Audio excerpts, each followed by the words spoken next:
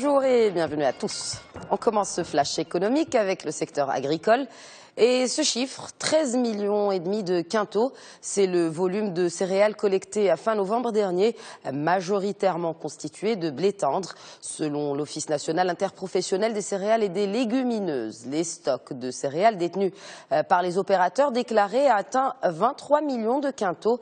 Par ailleurs, les importations céréalières ont atteint un peu plus de 27 millions de quintaux, toujours pour la même période. Pour le premier fournisseur du Maroc, c'est l'Argentine, suivi de la France et l'Ukraine. Dans l'agroalimentaire, les produits du terroir marocain ont eu la cote au salon Gulf Food qui s'est tenu à Dubaï en février dernier avec une soixantaine d'entreprises marocaines représentées. Entre commandes fermes et commandes d'essai, la valeur cumulée est de l'ordre de 76 millions de dirhams. L'essentiel apporté sur la nectarine, mais aussi sur les plantes bio ou encore sur les plats préparés à base de poissons principalement. Autre participation marocaine qui a porté ses fruits, celle au salon annuel du textile de maison Haim Textile, organisé à Francfort en janvier. Selon Maroc Export, les commandes fermes ont atteint 2,5 millions de dirhams. France, Égypte ou encore Chine, les exposants marocains ont pu établir plusieurs centaines de contacts grâce donc à ce salon. Nous sommes en pleine période d'annonce de réalisation financière pour l'exercice 2014. En bourse, l'IDEC a réalisé un résultat net en baisse de 4,4%. Le chiffre d'affaires, en revanche, signe une progression de 7,5%. Cette évolution découle de la bonne tenue des ventes de fluides. Pour l'électricité, l'IDEC souligne que les ventes ont été boostées grâce au segment industriel.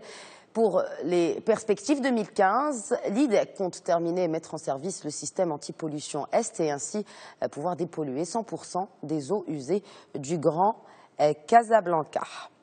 Et pour rester dans les perspectives d'avenir, Inouï dévoile son plan d'investissement pour le déploiement de la 4G. L'opérateur de téléphonie mobile annonce l'intention d'investir 1 milliard de dollars sur 5 ans. Cette somme servira à généraliser cette nouvelle technologie sur l'ensemble du territoire. Elle servira aussi à généraliser l'ADSL. Pour mémoire, la technologie de la 4G est annoncée pour 2016 par le gouvernement.